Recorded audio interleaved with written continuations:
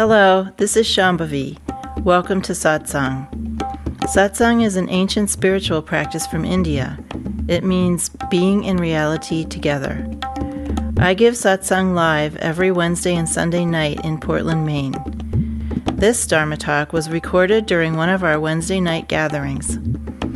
Please visit jayakula.org to learn more about the teachings. You can find video satsangs on Jayakula's YouTube channel, and my books are all available on Amazon.com. Much love to you, wherever and however you are.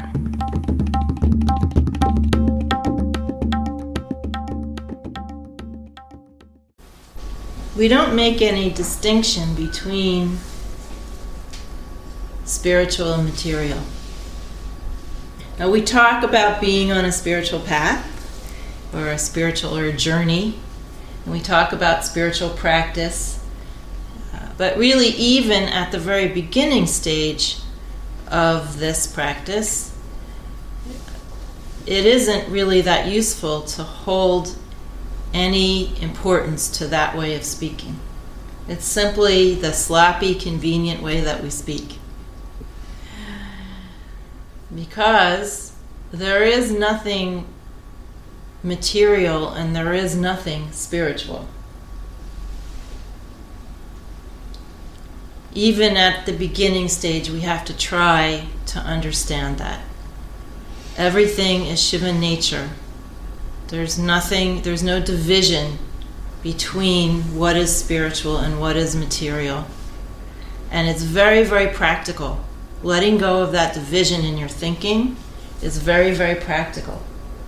Because if you hold on to some idea that certain things are spiritual and certain things are mundane, not just, I don't mean, when I say material, I don't mean just stuff, I mean mundane, outside of spiritual, then that, whatever that is that you think is mundane, is not going to be brought onto your spiritual path.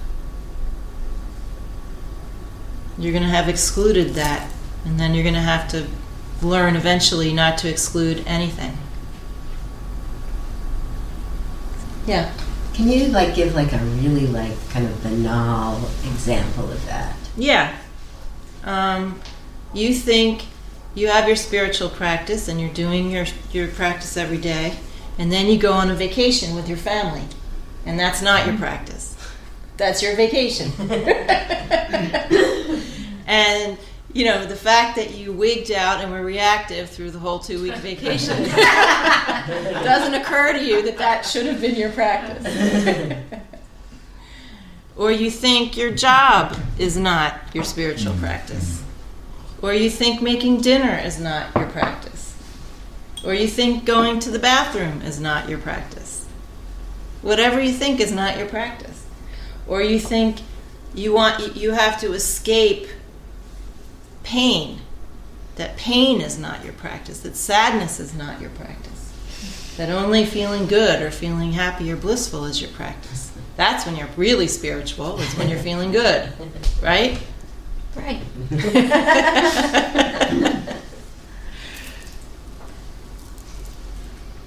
So it's very, very practical, because in this tradition we bring everything onto the path. Our eating, our relating, our sleeping, our working, our pooping, our especially our pooping. We have to check our poops every day to see how we're doing. how we're regulating our digestion on the gross level. How well are we doing with that? Yeah. I haven't gotten to that chapter apparently. No. It's not in the book. These are the secret teachings. It's in there.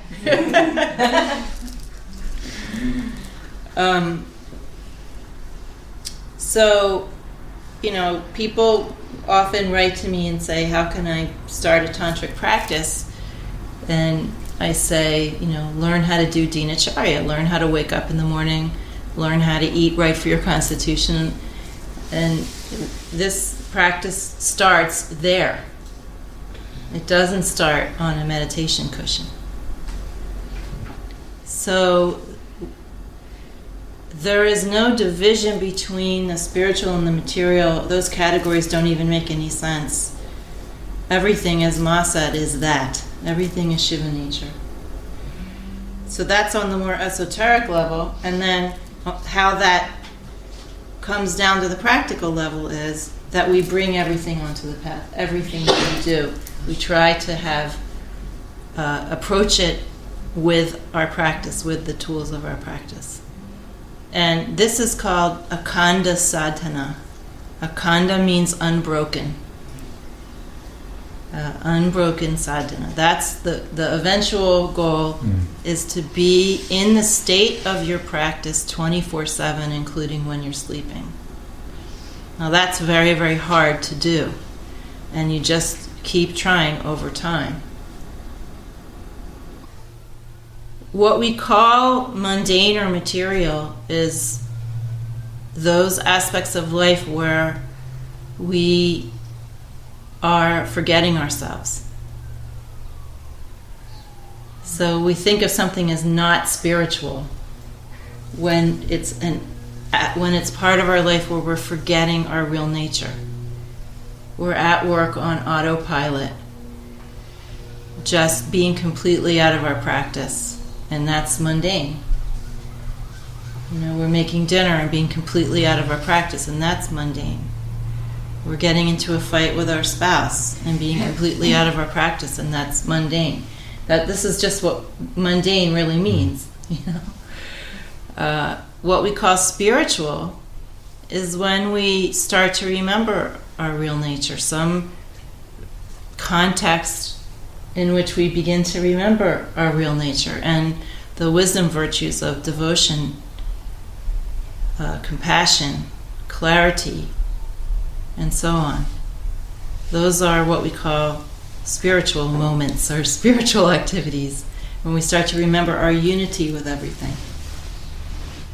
And I was remembering today, she said when she was young, I'm talking about Anandamayi, when she was young, and she was going through her period of going into these mahabhavas, these great states of these displays of spiritual, so-called spiritual states. And she said two things about them. She said, first of all, that no matter what state I'm in, externally, no matter what I look like to you, I'm always in the same state internally. I'm always in the same state, no matter what I look like. She said she was always awake. She was never in a trance. She said that the reason that she displayed this way, in other words, going into these inert states and these, what people around her identified as highly spiritual, was for their benefit. That it was their longing that caused her to do this. That she was just in a state of responsiveness to them, right? And she also said that there would come a time when she would stop doing it. She already saw that as she got older, these things would happen less and less, that she would manifest like this less and less. And I don't really know why that was, but I could imagine that whatever she needed to attract to her in order to do her work here, was done, and she didn't need to do that anymore. People already knew what she was, who she was, and they didn't need her to do that. But there would occasionally come along somebody who did need to see her in a more extraordinary light. And sometimes she would appear to people as different deities, or she would appear in a body of light rather than in a more human, fleshly-looking body, or she would cause people to go into these very extraordinary states themselves just by touching her. And this wasn't because she thought anything was more spiritual about those things. It was because that's what they needed. And she said so very precisely when, this is a passage that I just think is wonderful. when her principal disciple was saying to her, and what about those Mahabhavas that you were going into? Please tell us, what did it feel like? What are they about? What do they mean? And Ma said, how is it that you do not ask about actions like lying, sitting, walking, moving, laughing, and joking? She's saying those things are just as extraordinary as anything else that I do.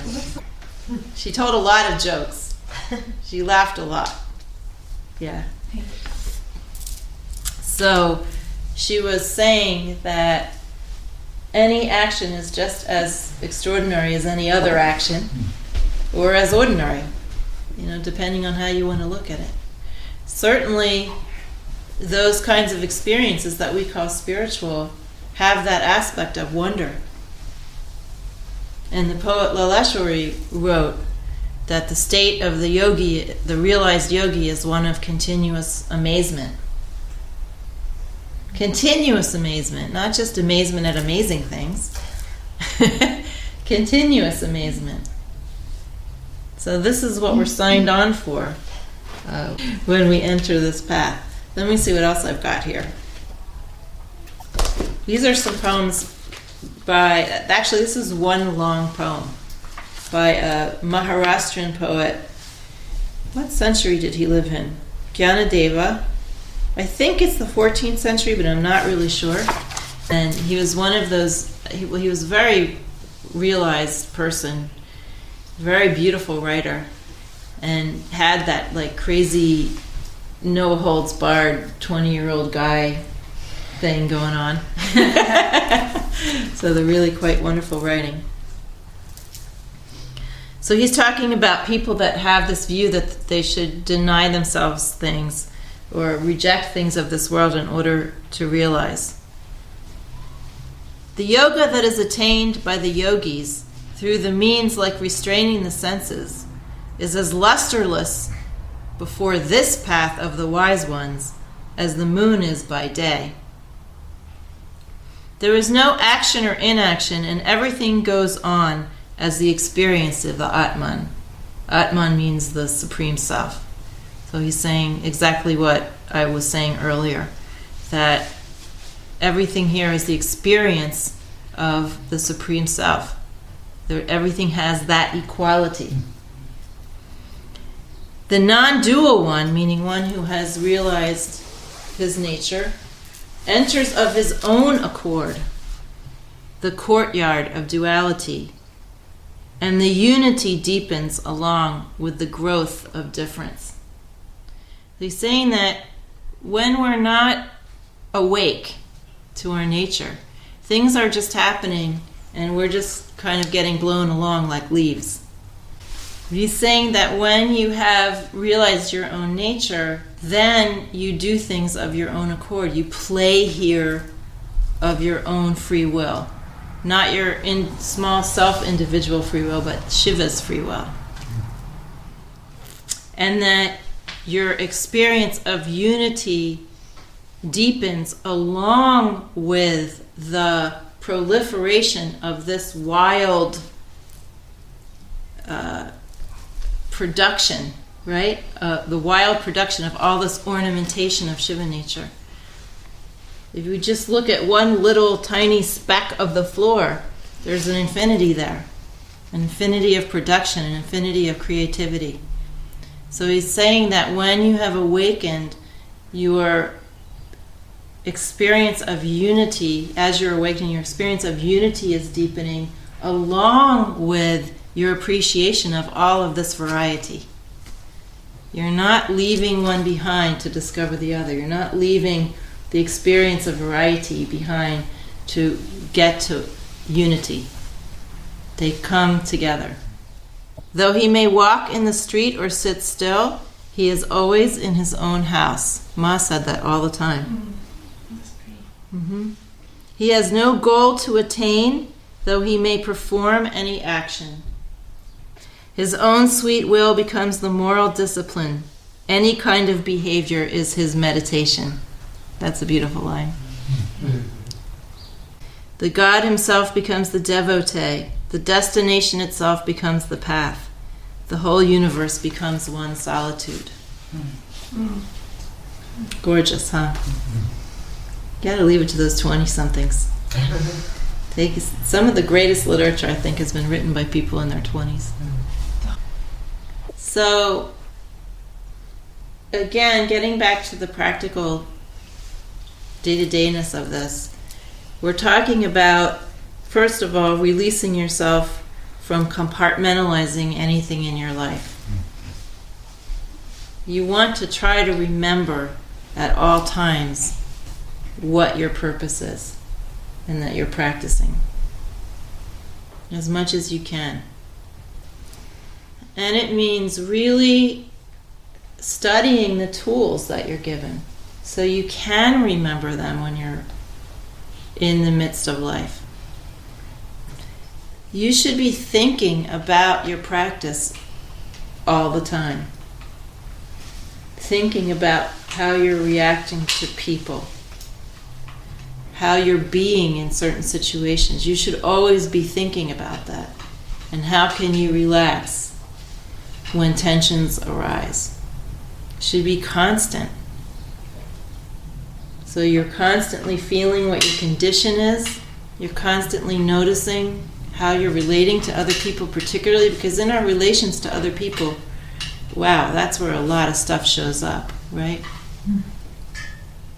And then we have other special ways that we get into our reactivity. You know, a lot of people get very reactive around money, around planning their day. You know, some people get reactive around shopping. Whatever your thing is, that very thing is what you want to be using as your practice. And just trying to relax those tensions in the ways that you've been taught. Not just go, right? Actually using your practice. Bringing on the feeling of your practice. Thinking of teacher. All the things you've very specifically been taught. Just remembering the teachings is doing direct realization practice. Remembering the view. Studying the precepts. You should be going over your notes if you can't remember. Got a big smile back there.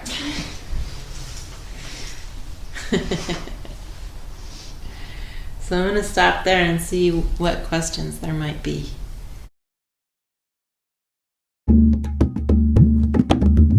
Jayakula is a nonprofit community offering opportunities to learn and practice in the direct realization traditions of Trika Shaivism and Dzogchen. We are based in Portland, Maine and Portland, Oregon. Visit jayakula.org to explore more of our offerings.